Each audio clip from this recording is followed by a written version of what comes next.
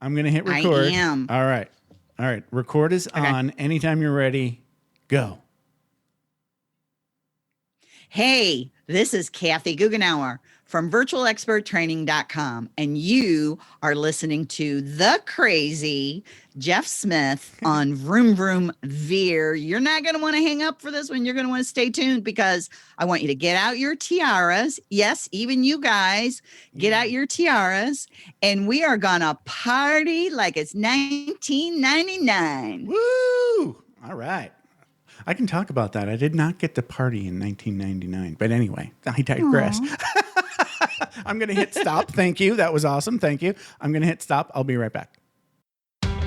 Are you ready to thoughtfully steer away from your revved up, frenzied, and far too often scripted life? Then welcome to Vroom Vroom Veer with Jeff Smith, where he guides you down the road differently traveled by sharing unique experiences with guests who have managed to shift away from a life stuck on cruise control and veered their way into a more authentic and fulfilling one in all sorts of interesting and kind of remarkable ways. Get ready to Vroom Vroom Veer with your differently traveled road chauffeur, Jeff Smith. Mikko and Biji, thank you so much for being on Vroom Vroom Veer and welcome to the show. I know you're doing well and you have to tune in to answer that question. But I'm hoping LoveAll is what you're feeling right now. Go ahead and talk a little bit about what you're most excited about in your business at LoveAll5D.com today. I can only speak for myself. I feel really excited about the fact that we are getting ready to make appearances on podcasts and start speaking about what it is that we're doing and who we are and our journey to get here. We're ready to take LoveAll to the collective. And that's something that has taken us not only many, many incarnations on multidimensional levels. But in this time frame, it's taken us almost 16 years to get here. And so we're excited. We're really excited to be here. Mikko, you get to say something too. Yeah, I would. Thank you. Thank you for the permission. I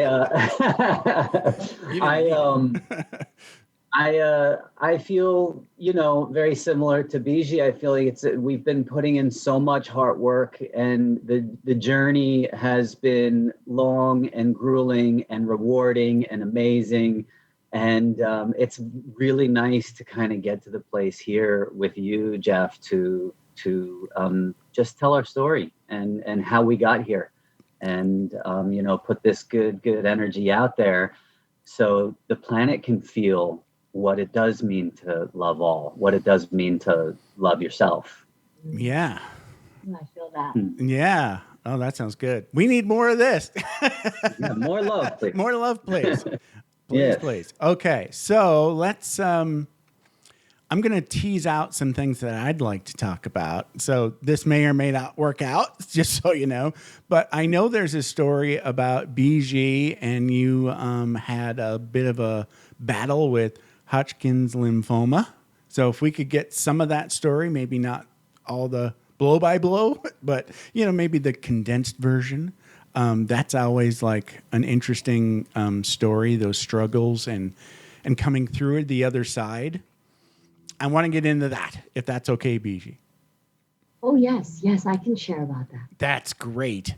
And then we always have to go back in time a little bit because that's what we do on this show. We talk a little bit about your journey, your life. So I want to talk a little bit about Mikko attended college on a full basketball scholarship. So that baseball. Oh, yeah. Baseball. Wow. Yeah. I'm looking at the word baseball and I said basketball. It's okay. That's a ballpark, though. Yeah.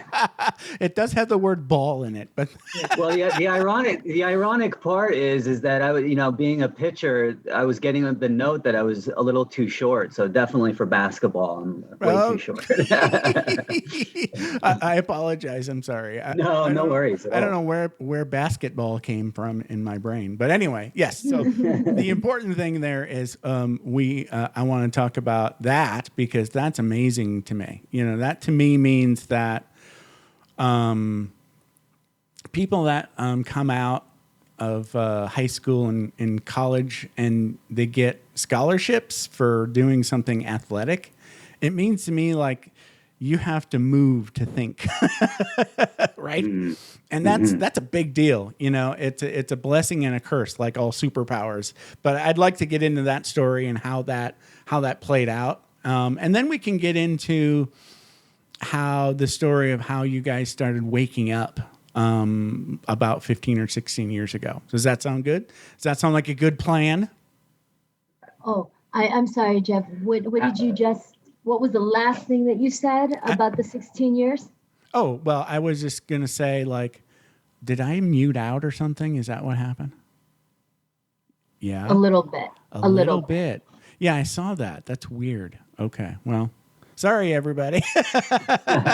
Sorry. Yeah, I saw that. I thought you guys had muted. I didn't touch anything, but yeah, maybe I muted out. So it must be a bandwidth thing. Darn it. I might have to reboot my router. Damn you, technology. Anyway, so what I said was I want to talk about like your story of about 16 years ago and your waking up to, you know, what you're doing now and that whole journey. I think that'll be a lot of fun to talk about. Oh, okay. Yes. Okay. Yes. I thought I heard 16. Okay. That's all you got. Okay, we're going about 16. All right. That's fine. Yes. That's perfect. Okay. If that feels good. We're on board. Okay, perfect. Okay, so let's go ahead and talk about Biji's. What did it feel like to get that diagnosis where you come in and they say you've got 6 months to live? That's got to be putting you into a different state, if I can say that gently. No, you got it right accurate. Because I feel that was probably the first time in my life that I actually experienced an altered state of consciousness. Really? Okay. Yes. Well, you weren't very old, right? Right. I was 20 years old. Okay. Yeah, I was 20. Yeah, not even 21. So I left my body at that point. And I remember, and even now when I recall, I feel like I'm sharing about a movie scene that I had watched. It doesn't feel like it was in your life, right? No. Right. Really disassociated, right? Yes. Well, Separated. It was a little bit more spiritual than disassociation. Okay. I was very present in the experience. All right. But my consciousness left the human realm. And I come from a shamanic lineage, and I grew up being a part of and witnessing different types of ceremonies. All right. And witnessing members of my family and people that I love and trust interact with the unseen world. And at the time, it was really, I didn't like it because I felt the realness of it. Right. And I feel like I embraced, and then when my family came to the US, I really embraced the whole Western 3D matrix. Everything has to be seen and processed you through were the mind. all in. You were all in. I was. You wanted that blue pill, and you were hanging on with all your power. Yes. Okay. Oh, I was going to be I was going to do everything with that blue pill. Right. And so I was very ambitious, and I was in the broadcasting industry. And so, and I was young, and I was already working in San Francisco, which was number 4 market in the country at the time. And, okay. Yeah. You were definitely all in. Yes. And then I got the diagnosis. And my whole plan of what my career was going to look like and what my life was going to look like, suddenly, obviously, with that kind of diagnosis, it just didn't matter anymore. Right. And I feel like I had to confront 2 things for myself. Was I going to hang on, or was I going to let go? Right. And I remember having this one moment where I felt my being float to the top. I don't know, the top of whatever I was in. I floated to the top, and I landed and anchored there. And from that point on, I knew that I was okay with whatever was going to happen. Wow. And I was. And my father, when he received the diagnosis, he said something really simple to me. He said, "That's not your story. That's not who you are. That's not true. I don't accept that." Wow. And he was right. He never talked about it again with me. Right. But until it was proven that it was gone, and it was, I didn't have a single treatment. It disappeared as quickly as it came. Wow. Oh, And, how long did that take, if you don't mind? It took about little less than 6 months, about 4 months. That's amazing. Yes. Wow. It was so really fast. What did the Matrix doctors say? So That's always interesting to me, because they said you were going to be dead in 6 months and you were okay in 4. So that's well, what happened was we had the MRI scheduled in order for them to green light the biopsy, because it was on my throat and it was all along my collarbone, and it was a very dangerous procedure for them to even check the state of what it was, because it was swollen and you could feel it and you could see it. Right. And so you didn't even need the CAT scan, because you could feel it. Sure. That's how pronounced it was. And then they were going in for the MRI, and the MRI and everything came back negative. They couldn't find anything. And without being able to find anything, they couldn't justify the surgery. They asked me to come back. They said they feel this is their case of an inexplicable miracle. Then they wanted me to keep coming back to get tested. Right. And then maybe they wanted to check their system. But I already knew before the phone call was gone. You were already done. You were done. Yeah, I knew I received the message, and I made the commitments necessary. So I was on the other side of it. The phone call wasn't really necessary because I had already moved on. It was done. Yeah. So if you don't mind, and I'm sorry, Mikko, we're spending a lot of time with Biji, but just a little bit more on this story, because it's amazing to me. Because I've had a lot of sort of like conversations with my team. That's what I like to call them over there. But I've never had like a life-threatening illness in my path. And whenever I think about, like I say to my wife, if I ever get something like a diagnosis of cancer, I don't want to get your traditional treatments, right? Like radiation and chemo. If anything, I might go to Mexico and drink carrot juice or something. But now I'm like, screw carrot juice. I'll just come see you or talk to my team. Yeah, right. Yes, I feel that. I feel that for everything. And that's why I feel that Mikko and I are doing what we're doing, because we embody this reality. We've had you live it. What we do is preventative to that stuff. Yes, definitely. Right. In that situation, it was the beginning of the journey. So there were many life-threatening situations after that. It's just more and more layers of non-attachment. Yes. Wow. And so I feel like on the shamanic path, what we call the hero's journey, you have to get very, very intimate with mortality. Sure. And it cannot be the thing that stops you or keeps you or is in your frequency. From living. Exactly. Right. There has to be complete non-attachment. You have to be comfortable with the fact that that's going to happen to the animal almost.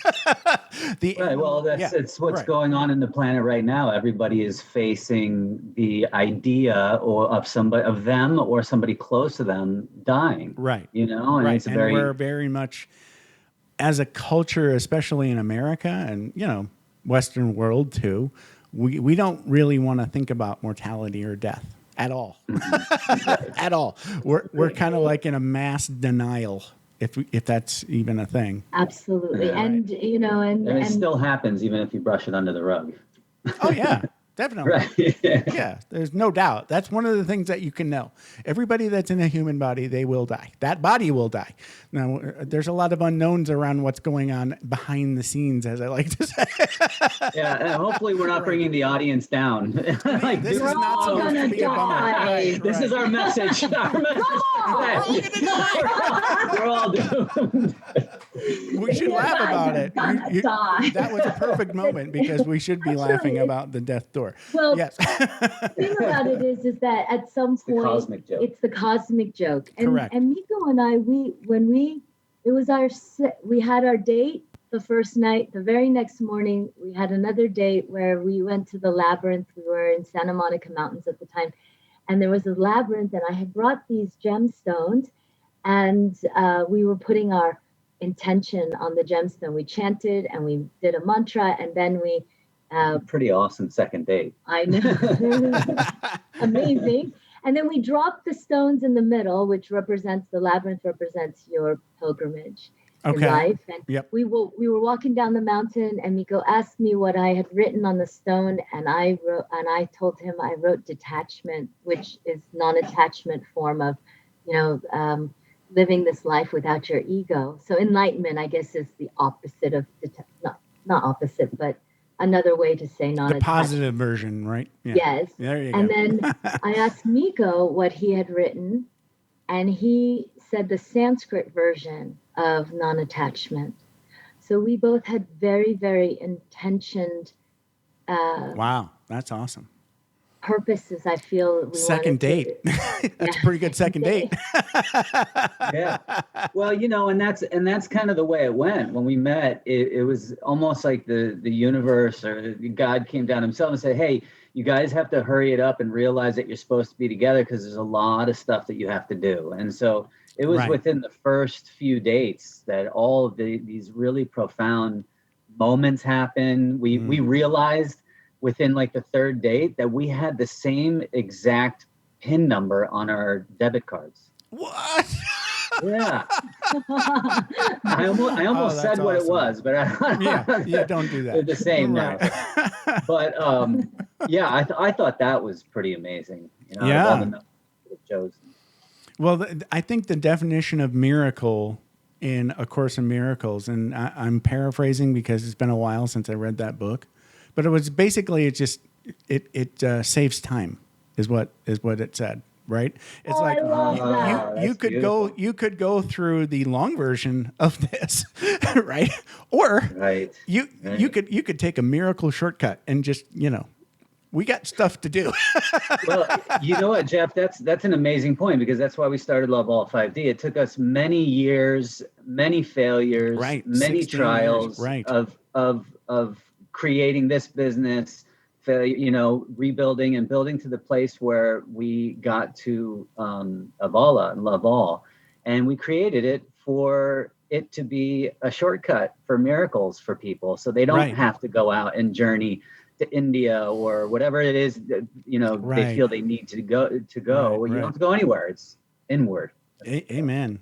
And just so I took this off of some of your stuff, that your one sheet, and I loved it, so I'm going to say it so I don't forget. So one of the things that people will say is, there's no perfect world. And that's not what we're talking about, because there's no utopia that's like this dream, and there's no hell. There's just this mess that we live in, right? For fun, right? So it's not going to be this perfect sort of like harps and bling, bling, bling in the heaven, at least for me. But you said something like you can begin to live from your heart, which means less suffering, and playing out human stories that leave you feeling stuck and frustrated. Yes. So my guides, or I call them my coach now. It's just, you have to have fun. So my spiritual coach, when I say, what are we aiming at? He says, well, it's not utopia, but it's way better. Yeah. And I'm like, oh, yeah, it's not utopia, but it's way better. It's just less of that stuff where you're feeling stuck and frustrated, right? You're just living in your head and denying a lot of things that are obvious to people that are waking up, right?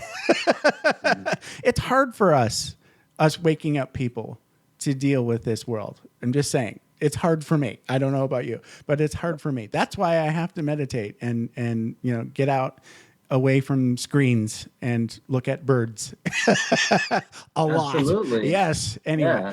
So before we forget, let's get into Mikko's story a little bit.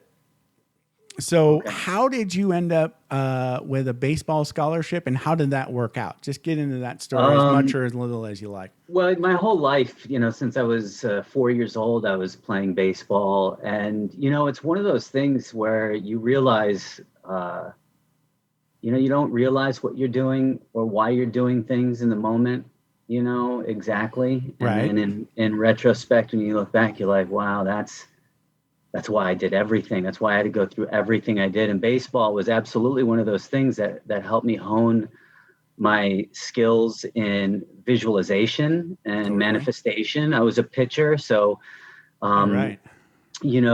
about an hour before the game, I would lay down and meditate and visualize the whole game play out and how I would win. And then I would go, and it was really a beautiful exercise of manifestation. Manifestation. And then when it would happen, and it would be kind of psychedelic. I'd be like, wow, I struck that guy out exactly how I did in my visualization. So, baseball was that for me. Baseball was helping me show up as a man every day. No matter how I felt, I had to make it to the field. I had to practice every day. So my whole life was baseball.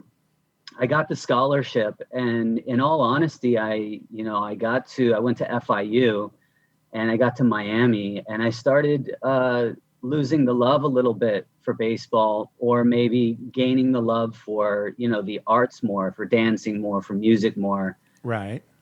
And started kind of, pulling away, and ultimately I quit. I didn't finish baseball or college because I was in a place of self-discovery. My life was shifting. I needed to figure out who I was now. I wasn't the baseball player anymore. So that was when, my first Veer moment was baseball. So in my early 20s, it was all about who the heck am I if I don't have a baseball in my hand? Right. And so that set me on a path of self-discovery. That's great. Yeah, because I think I went through something similar, many, many times. I think we all do that. But I love the fact that the baseball story it's like that instant feedback of every pitch is like this. What's going to happen? What's going to happen? And that's why I loved pitching, because I got to control. Right. That. I loved the control. Right. It's sort of like a microcosm of everything that you might want to do in life. It's like you're just going to keep doing it until you need a lot of ice. Right. Yeah. Recovery. But, a lot of it too is, being at the place where, I'm on the mound and it's bases loaded, championship game, and there's a crowd going wild. No pressure. The other team is talking crap. Right. And I have to focus no matter what chaos is going around me. Prepare me for today. Do you like that kind of heat? Did you like it? I do. Yeah. I do. I guess I do now, because that's what was instilled in me through my baseball career. So I do like, that moment that you have to kind of rise up, that all the work that you've done has accumulated to this moment. And now you can't stay in the head anymore and think. It's got to be action. It's got to be from the heart. It's got to be passion. So, I love that. So I would say, like, when I hear you say those things, I want to run and hide.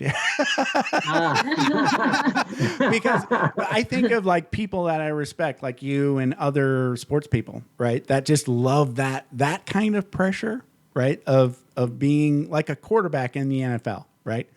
Yeah. Are you going to win the game? And they love it. They just literally love it. Now, if they lose, they obviously hate it and they have to live through that. But they love it. They love that. So I guess the analog for me is the thing that I loved when I was growing up was I had this combination of sort of like the comedian gene and a very bad. Yeah. Well, not really bad. No, but I was fearless, publicly fearless. How's that sound? So like if I was standing in front of a crowd of people that I didn't know and I'm giving an extemporaneous speech, right? That I did in high school, right? I love that. That was my quarterback moment, right? Of high school. So that's more it's a little horrifying for people. Right. Most people are horrified. Right. In that scenario. So that's kind of like my analog, right? I would never, ever want to be the quarterback or the pitcher, but being the guy in front of a crowd of people and being spontaneous without a plan, love that. Call on Jeff. Yes, call me. I will make you laugh. All right. Whether you're laughing at me or with me, I don't really care. It doesn't matter, No, right? As long as we're laughing. Correct. Okay, so that was fun. Thank you for sharing. And before we get off of it, the shift of identity is a really big deal. So talk a little bit about like how that played into your journey moving forward, and then we'll get into this whole waking up thing. My shift. You mean you're talking about when I'm veering out of baseball and like what was the answer to the question of who will I be if I don't have a baseball in my hand? Again, apparently, it was music, it was dancing, it was the arts. I just kind of thrusted myself into, I had the training from baseball for working out and running and exercising. So right. I continued that. And I still love, and at the time loved electronic dance music. So dancing. Right. Because you still had to move, right? Yeah, still had to move. And so I just kind of threw myself into the arts and trying new things until I made the move out to California, which brought me to my next journey. Your next Veer. Okay. My next Veer. So I think let's go into how you got. We don't have much time left, unfortunately. Bummer. So let's get into this. How the 16 years ago. Did it start when you guys met or before? Obviously, Biji, I think it started up way early for you. You're at least your spiritual journey, and Mikko too. But where can we start this 16 years ago? Well, actually, or if you need to go further back, that's fine. No, I would actually like to go a little bit forward. Mikko and I, right after we met, not that long after we met, Mikko's father passed. And my business, I had my own business at the time that was ready to take off. It was a technology business, and we were at a crossroads in our life at this point. We had met each other, so we found conscious love. Now we were trying to figure out how do we fulfill our soul purpose together and then as a family. And when I was confronted with the opportunity to have my business, but then I'd have to step down and then pretty much work for the business, and it didn't feel right. Immediately, I turned down all the offers. And the 2-year project that I was doing to set up my business, I just folded. And then I was inspired to invite Mikko. And I said, whatever we do on our path, let's do it together. Oh, that's awesome. I don't have a business anymore. Right. And we don't really know what we're going to do, but I know we're supposed to do something really big. And it turned out to be the multiple businesses that I had, and then all the experience that Mikko brought with him, it became LoveAll 5D. And we didn't realize that our business was actually our hero's journey.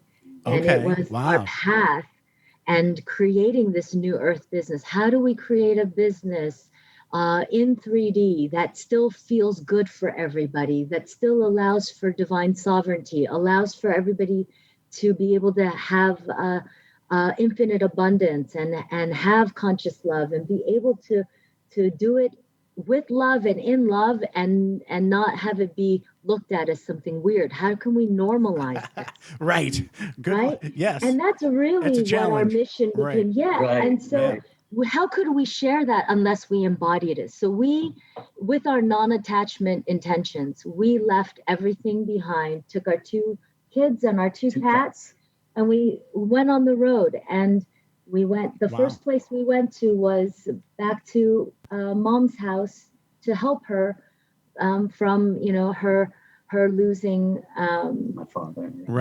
After over 50 years of being married. Wow.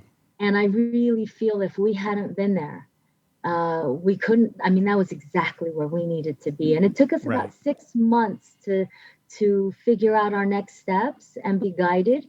And throughout our journey, we realized that we actually were being guided. We realized that there's no way to get this wrong. We realized that there is a safety net. Yes. Oh my goodness. Yeah. Isn't that a big relief? This. Right. No, you can't. No. Yes. And miracle after miracle and confirmation after confirmation. We made taking heart leaps on a daily basis a training grounds. And we managed to get from nothing to everything until we figured out, wow, we can really get from nothing to Isn't everything. it scary though when you figure out that works? I remember that I was like, my first reaction to, I think I was reading the Course in Miracles at the time, and it said, I think there was this challenge/experiment in the training module. I can't remember which one, but it was like, try to spend a day and only react with love. And I was like, I can't do that. That's impossible, said me, the fake me. Right. And my answer now is yes, but be careful because you might giggle. And at an inappropriate time. And at the time I was active duty Air Force, and giggling at an inappropriate time could have severe penalties. That's a funny scenario. But you can. But you're in on the cosmic joke. What are you going to do? Right. You can, though. You actually totally can. And then when you sort of like, I don't know what your experience is in making these sort of like, I think of it as sort of like this negotiation with the other side, those guys I call my team over there that I talk to. You're making these handshake deals and you say, okay, this is what I'm seeing. And with it, if it's in with, I always speak in military terminology, if it's within military parameters or mission parameters, I'd like to be able to do X, Y, Z. Can you help me out with that? And they'd be like, yeah, we can probably do this and that. And then I'm like, is this really going to happen? Oh yeah. We can do that. Now that other thing you said, no, you can't do that. But this thing you can totally do that. That can happen soon. And then it does. And you're like, what just happened? It just like freaks you out. So so I always say life is more psychedelic than any psychedelic you can take. Totally. And you don't need the psychedelic. I'm afraid to take a psychedelic, to be honest with you, because life is enough. Well, I've heard about the bad trip, and why use a tool if you don't need a tool? I talk to the guys over there every day, so I don't need to be using a tool that might lead somewhere that I don't want to go, if that makes sense. Yes. Okay, so now you've started your business. So how long has LoveAll 5D been going? Are we just at the beginning of the journey? No, actually, so we've been operating ourselves as a business for probably about almost 7 years now. Wow, that's amazing. Yes, that's quite a journey already. And yes. Wow. It took quite a journey to get here, and so now we have products, and we have courses, and we have retreats, and we have online offerings. We have a beautiful community of people all over the planet where we call them pure hearts, because if you're resonating on loving all, And we say you're a pure heart, and pure hearts is what's required to be a conscious creator on the new earth. So we have, when the divine creates, it really does take time, because it is, every layer is heart created and heart guided, and so it's never been on our ego timeline. It never looks exactly how we think it's going to look, but it's always better than we thought it would. It's always better. Like yes, it's always better. Right. Yeah, It's weird what figuring out your role in the 3D world on this side. For me, it's like, what? Okay, so am I an observer? No, you're a participant. We need you there. I'm like, oh, okay. Yes, we need you, Jeff. Right, yeah. We need you here. Yes, we need you there. I'm like, okay, what do you need me to do? You're doing it. What? Being you. Oh, so keep doing that? Yes. That's absolutely it. Self-worth, that every voice matters, you matter, and you being authentically you has such a beautiful impact on the whole universe. Amen. And that's what I feel is the only requirement to be a conscious creator on the new earth, is that you're just authentically living your truth. And for us, when we got to a point in our journey where we found ourselves in a really small town, and we decided that, we didn't leave Los Angeles as healers to come to a small town and be healers. We needed to figure out our soul purpose. So when we were approaching our very first winter, and Mikko and I, we had never been through a winter before. We looked at each other and we said, should we just go in? And we said, yes, let's go in. So we cut off every source of income, every possible way of money flowing in. And we were, the place that we were renting was getting renovated. So we had no furniture, and our two kids, it was their very first Christmas without gifts or anything. Wow. And we asked them, we said, are you sure you want to do this? Because this is what it would mean. And our children were 9 and 11 at the time. And they said, Mom, you have been on this soul path as long as I can remember, and you can't give up now. We are going to do this as a family. Wow. And so with their permission, we went into our winter. It's a Veer moment for our kids. It was. Right. It was tremendous, because all they've known before then was abundance. Right. I mean, too much. Christmas was there was so much. Right. And they were a huge inspiration for us to go on our journey, because we wanted life to mean more than what living in Brentwood, Los Angeles was giving us at the time. Right. And so when we were approaching this, I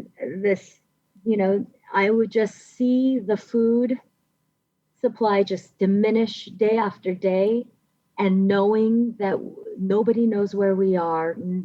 We spent the last $6 on treats and watched a movie as a family, celebrating, here we go. Yeah.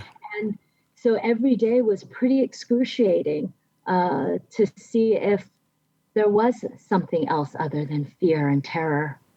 Yeah.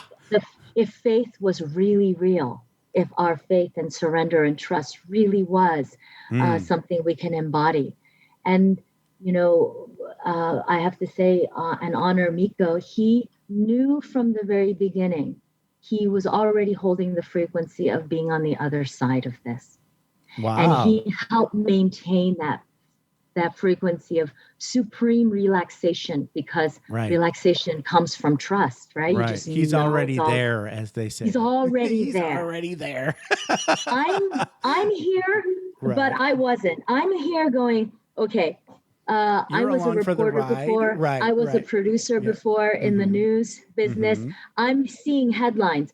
Crazy lady takes her family in the middle of nowhere and kills them because she's finding God. And I'm going, I can't do this to my children and my love. Right. Oh my God. Right. Every hour I was awake, I felt like I wanted to die. And I just couldn't believe how much terror and fear was in my body. And I said to myself, no wonder I got diagnosed with Hodgkin's disease at 20. This is what was in my system. Yes. And it took a decade later for me to confront all that fear takes a and lot. terror. It takes a And lot. so, yeah, so one night when I just couldn't, even sleeping wasn't an escape, and I just couldn't. I was just up all night, and I was in what I call my sadhana practice, which is my spiritual practice, and I'm in it 24/7 at this point. And at 1 a.m., I just put on my clothes and I went out into the winter, and I didn't even know where I was going. It's just pitch black and all nature. And I just started running, and I said, I'm just going to keep running until something happens, until this heaviness lifts from me. I'm just going to keep going. And somewhere in my internals, I knew something would shift. Right. And I just kept going until I couldn't go anymore. I fell to my knees, and it became so heavy that I thought I was going to be consumed. And I thought, okay, if the cancer didn't kill me, this was going to kill me. Whatever this was, it's gonna be the death of me. And it was the death of everything. And I was sitting there in the space of going, okay, wait a minute. Where's all the terror? Where's all the fear? Where is everything? And I was just simply in the space of pure nothing, pure presence, pure nothing.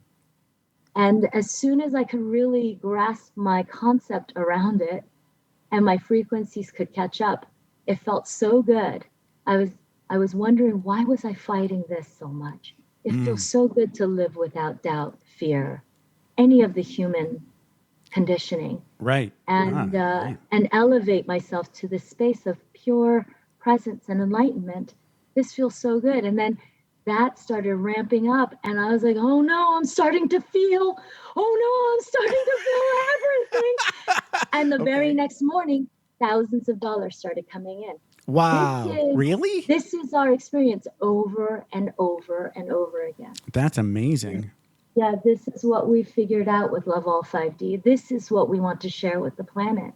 That's amazing. And you didn't die.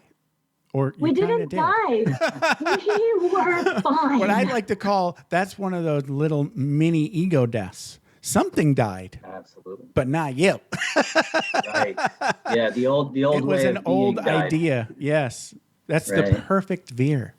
So, we're going to have to wrap this up, but let's put a pin in it and say we're going to do part 2. So get CC to rebook in like 6 months, please.